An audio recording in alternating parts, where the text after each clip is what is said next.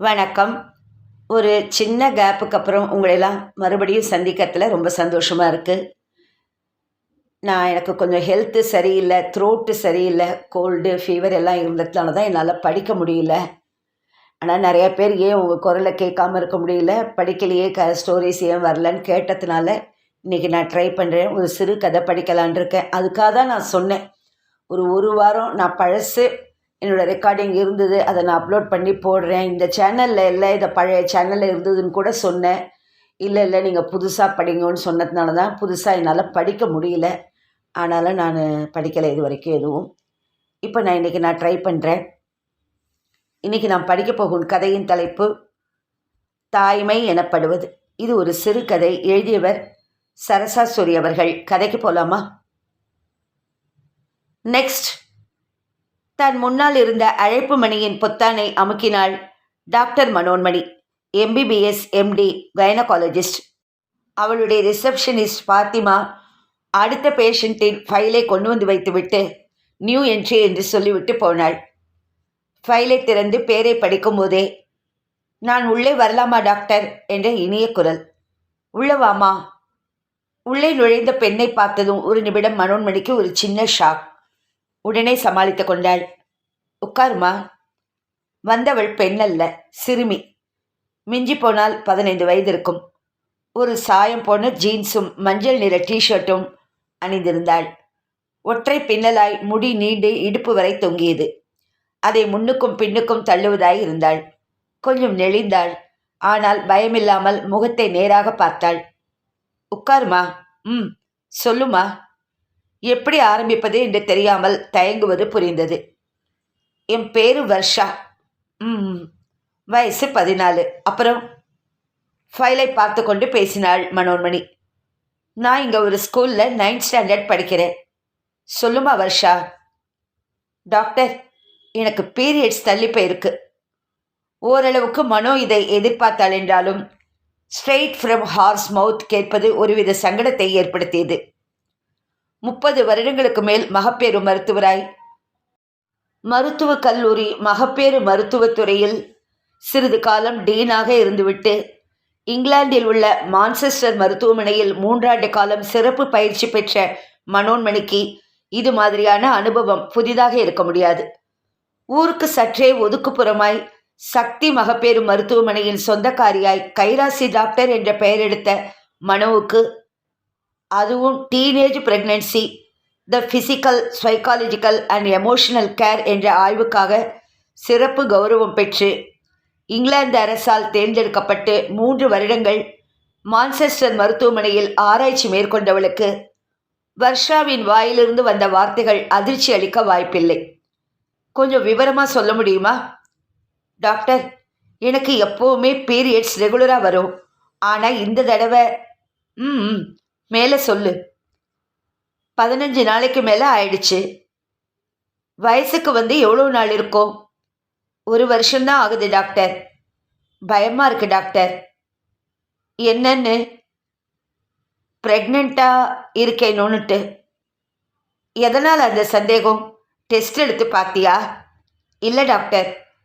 ஏதாவது மருந்து குடிப்பீங்கன்னு தான். இதை பாரு வர்ஷா, நீ வந்து சொன்னதும் என்ன ஏதுன்னு கேட்காம மருந்து தூக்கி கொடுக்கறதுக்கு நான் ஒன்றும் பெட்டிக்கடை வச்சு நடத்தலை. நீ நினைக்கிற மாதிரி அத்தனை ஈஸி கிடையாது. கொஞ்சம் பொறுப்பாக பதில் சொல்லு. யாரோடையாவது உடலுறவு வச்சுக்காம நீ கர்ப்பமாக முடியாது என்கிறது உனக்கு தெரியுமா தெரியாதா? தெரியும் டாக்டர். ஆனால் என் சம்மதம் இல்லாமல் நடந்த விபத்து. டாக்டர் மனோ இந்த பதிலைத்தான் எதிர்பார்த்தாள்.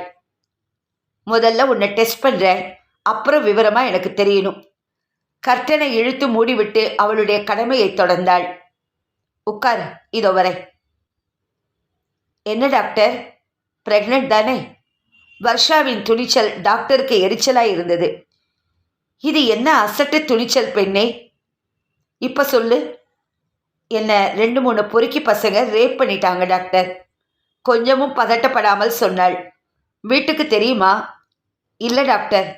தெரிஞ்சா அப்பா என்னை கொன்னே போட்டுருவார். நீங்கள் மருந்து கொடுத்தீங்கன்னா தான் நான் போயிடுவேன் டாக்டர். மனோ பொறுமையை இழந்தாள். வர்ஷா, நீ சின்ன பொண்ணா இருக்கேன்னு பேசாம இருந்த. ஆனா என்னை விட நீ விவரமாத்தான் இருக்க. எதுவானாலும் வீட்டில இருந்து யாராவது கூட இல்லாம ஒன்றும் பண்ண முடியாது. என் பேச்சை மீறி வேற ஏதாவது செய்ய நினைச்ச உன் உயிருக்கே ஆபத்தாகும். உடனே நேரத்தை வீணாக்காம யாரையாச்சும் கூட்டிட்டு வரப்பாரு.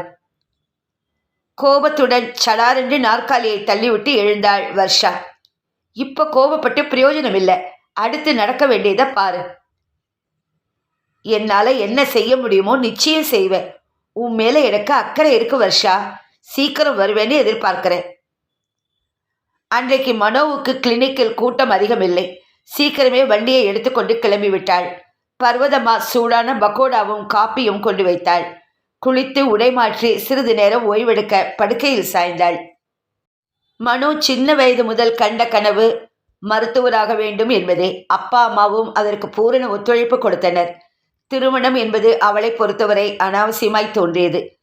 கல்யாணம் ஆகாமலே எத்தனை குழந்தைகளை பெற்றெடுத்து விட்டாளே. இப்போது தலை நரைத்து இளமை கடந்து போன நிலையிலும் குழந்தையின் அழுக்குரல் கேட்கும் போதெல்லாம் அவளே ஒரு குழந்தையாய் மாறிப்போகிறாள். வர்ஷாவின் குழந்தை முகம் வந்து வந்து போனது. வர்ஷாவை போல் நிறைய பெண்கள் அவளிடம் வந்திருக்கிறார்கள். ஆனால் அவளின் இந்த துணிச்சலும் அலட்சியமும் அவளை வெகுவாக பாதித்தது. இதுதான் பெண் விடுதலையா? இவள் 20ஆம் நூற்றாண்டின் பிரதிநிதியா? இவளையா கனவு கண்டான் பாரதி? மனோன்மணி அப்போதுதான் கல்லூரி படிப்பை முடித்திருந்த நேரம். பக்கத்து கிராமத்தில் போஸ்டிங். கூட டாக்டர் ஜஹாங்கீர். ஒரு நாள் வாசலில் பெரிய சத்தம், ஒரு பெண்ணின் கூச்சல். சிரிக்கி மவளே, இருடி, உன்னை கொன்னு போட்ட பிறகுதான் என்னோட வெறி அடங்கும். மானம் போச்சுடி. எனக்கும் தெரியாம எவனுக்கு நீ முந்தான விரிச்ச? டாக்டர் அம்மா மட்டும் ஏதாச்சும் இருக்குன்னு சொல்லட்டும், அத்தோட முடிஞ்சு போச்சு உன் கதை. ஒரு இளவயது பெண், 12-13 வயது. சிறுமியின் முடியை பிடித்து தர தரவென்று இழுத்து வந்தாள்.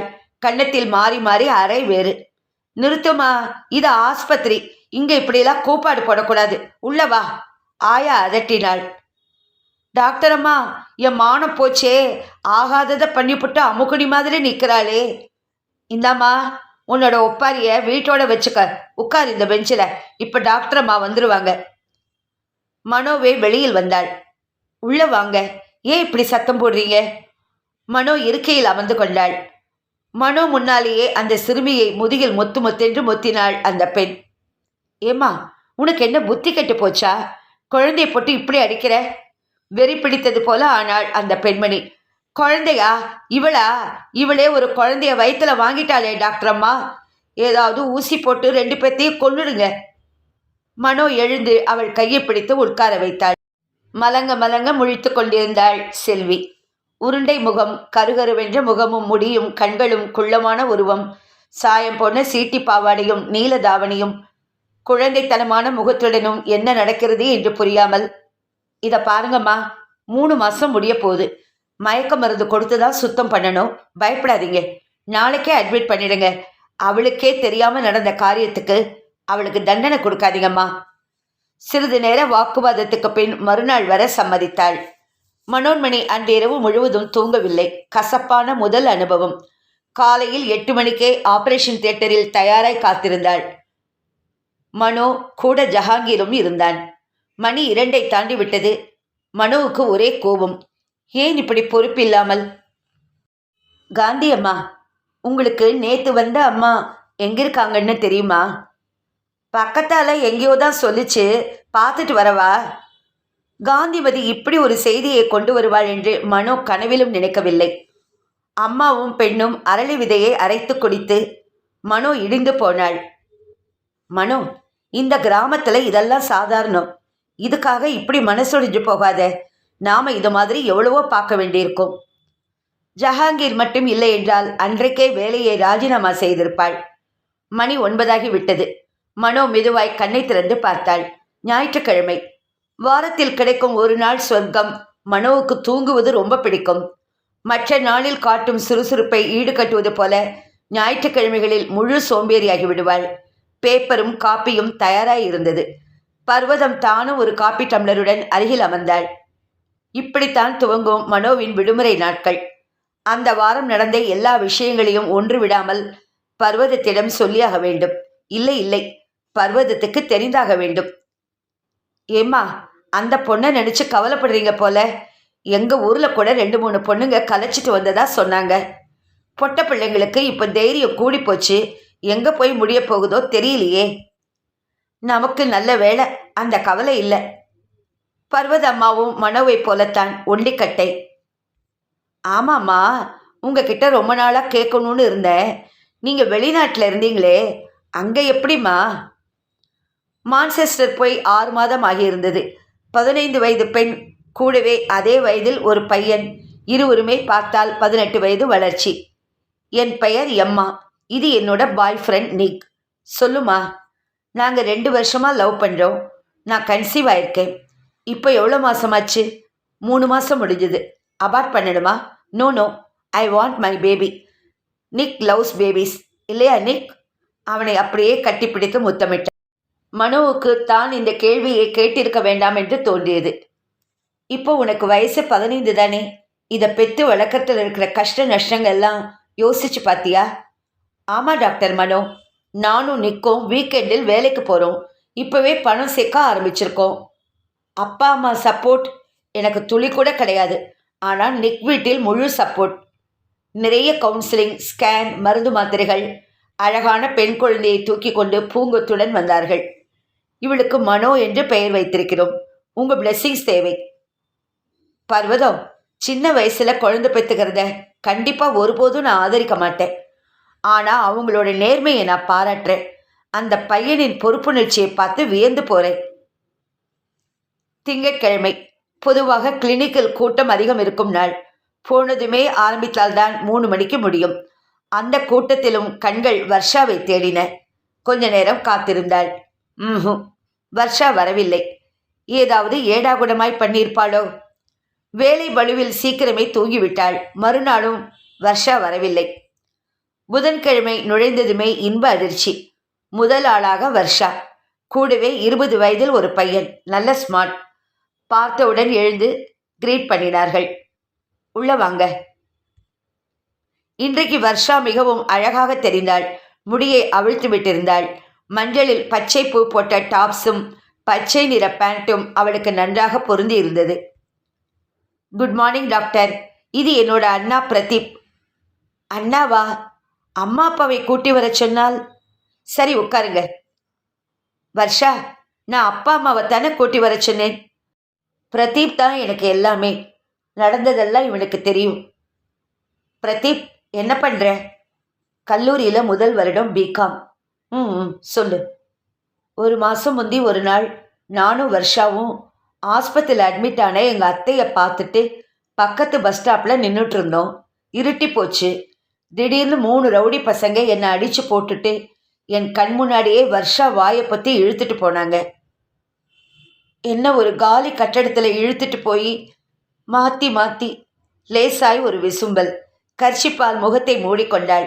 உணர்ச்சியற்ற உரையாடல்கள். மனோவுக்கு ஏதோ நெருடியது. சரி, உள்ளவா. மறுபடி முழு செக்கப்பும் பண்ணணும். வர்ஷா, நீ சொல்கிற மாதிரி 1 மாதம் எல்லாம் இல்லை, அதுக்கும் மேலே இருக்கும். மயக்க மருந்து கொடுத்து தான் அபார்ட் பண்ணணும். 3 மணி நேரத்தில் முடிஞ்சிடும். ஈவினிங் வீட்டுக்கு போகலாம். பிரதீப், இந்த பேப்பரில் எல்லாம் கையெழுத்து போடு. ரொம்ப நன்றி டாக்டர். வர்ஷாவும் பிரதீப்பும் எல்லாம் முடிந்து கிளம்ப தயாரானார்கள். லேசான சோர்வை தவிர வர்ஷா முகம் மலர்ச்சியாகவே இருந்தது. இதை பாரு வர்ஷா, 1 வாரத்துக்கு மருந்தெல்லாம் எழுதியிருக்கேன். அடுத்த வாரம் திரும்ப வர வேண்டியிருக்கும். உன்னோட கர்ப்பப்பை ரொம்ப வீக்காக இருக்குது. இன்னொரு தடவை இந்த மாதிரி நடந்தா அப்புறம் எப்போவுமே குழந்தை பெற்றுக்க முடியாமல் போகலாம். அது மட்டும் இல்லை, உன் உயிருக்கே ஆபத்தாக முடியும். Take care. வர்ஷ், பசிக்குதா? ஒரு ஹோட்டலில் சாப்பிட்டுட்டு போகலாமா? நானும் அதே தான் நினச்சேன். ஃபேமிலி ரூமில் பிரதீப்பின் தோளில் சாய்ந்து கொண்டாள் வர்ஷா. அப்பா, 1 மாசமா நான் பட்ட பாடு பாரு எங்கே போய் முடிஞ்சிருச்சுன்னு. சாரி வர்ஷா, ஆனால் எனக்கு என்னவோ நாம் சொன்ன கதையை அவங்க நம்பலையோன்னு. நீ என்ன நினைக்கிற? நானும் அதே தான் நினச்சேன். அவங்க ஒன்றும் முட்டாள் இல்லை. என்னை செக்கப் பண்ணும்போது. என்ன வர்ஷா, உன்னை பலாத்காரம் பண்ணாங்கன்னு சொல்கிற? எங்கேயும் ஒரு கீறல் கூட இல்லை. படித்த பொண்ணு நீ. உடனே டாக்டர்கிட்ட வரணும்னு கூடவா தோணலை? நான் மயக்கமாயிட்டேன் டாக்டர். என்ன நடந்ததுன்னே ஞாபகம் இல்லை. லேசான காயம், ஆறிப்போச்சு டாக்டர். உனக்கு நடந்த இந்த விபத்துக்கு நான் வருத்தப்படுறேன். அவங்க இப்படி சொன்னதுக்கு என்ன அர்த்தம்? ஒன்றும் புரிஞ்சுக்க முடியல. சரி, எப்படியோ இனி பயப்பட ஒன்றுமில்லை. நல்லா ரெஸ்ட் எடு. ஒரு வாரம் கழித்து வழக்கமான இடத்துல மீட் பண்ணலாம். அவள் கன்னத்தை செல்லமாய் தட்டினான். பிரதீப், அவங்க சொன்னதை கேட்டு இல்லை. இனிமே இந்த விளையாட்டுக்கெல்லாம் நான் வரல. என் கூட வந்ததுக்கு ரொம்ப நன்றி. I love you. I love you too. சூடான சப்பாத்தியுடன் காலிஃப்ளவர் குருமா, பருப்பு கடைசல், தயிர் சாதம். வாங்கம்மா சாப்பிடலாம். மனோவும் பர்வதமும் சாப்பிட அமர்ந்தார்கள். ஏம்மா, அந்த பிள்ளை இன்னைக்காச்சும் வந்துச்சா? நானும் அதை பற்றி தான் சொல்கிறதா இருந்தேன். நடந்ததை ஒன்று விடாமல் கூறினாள். என்னம்மா இது?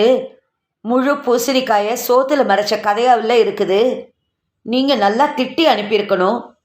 பர்வதம், இன்னும் கதை முடியல. அவங்க சொன்னதை நான் நம்பினா இவ்வளோ வருஷம் நான் மருத்துவத்துறையில் ஆராய்ச்சி செஞ்சதுக்கெல்லாம் அர்த்தமே இல்லாமல் போயிடும். அந்த பொண்ணு கர்ப்பமாகவே இல்லை. இன்னும் பீரியட்ஸ் ரெகுலராகவே இல்லை. செஞ்ச தப்பு அவளுக்கு மன அழுத்தத்தை கொடுத்துருக்கு. இந்த மாதிரி சமயத்தில் பீரியட்ஸ் தள்ளி போக சான்ஸ் இருக்குது. அம்மா, பின்னையே உண்மையை சொல்லி எச்சரிக்கை பண்ணியிருப்பேன். ஆனால் அவளோட திமிரும் அலட்சியமும் பொய்யான கதையும் என் மனசுக்கு அவர்கள் மேலே ஒரு எரிச்சல், கோபம். அவளுக்கு குளிர் விட்டு போகும். மறுபடி இதே தப்பை செய்ய வாய்ப்புண்டு. அதான் என் மனசாட்சிக்கு விரோதமாக முதல் முறையாக ஒரு பொய்யை சொன்னேன். அன்றைக்கு இரவு படுக்க போகும் முன் ஹிப்போகிரட்டிடம் மானசீகமாக மன்னிப்பு கேட்டாள் டாக்டர் மனோன்மணி. இத்துடன் இந்த கதை முடிவடைந்தது. அந்த பெண் திரும்ப தவறு செய்யாமல் இருக்கிறதுக்கு டாக்டர் செஞ்ச இந்த ஒரு செயல் ரொம்பவும் பாராட்டப்பட வேண்டிய விஷயம். எப்பவும் போல ரொம்ப அருமையாக ஒரு வித்தியாசமான கோணத்தில் சரசாசுரி அவர்கள் இந்த கதையை சொல்லியிருக்காங்க. மீண்டும் ஒரு கதையில் சந்திக்கிறேன். நன்றி.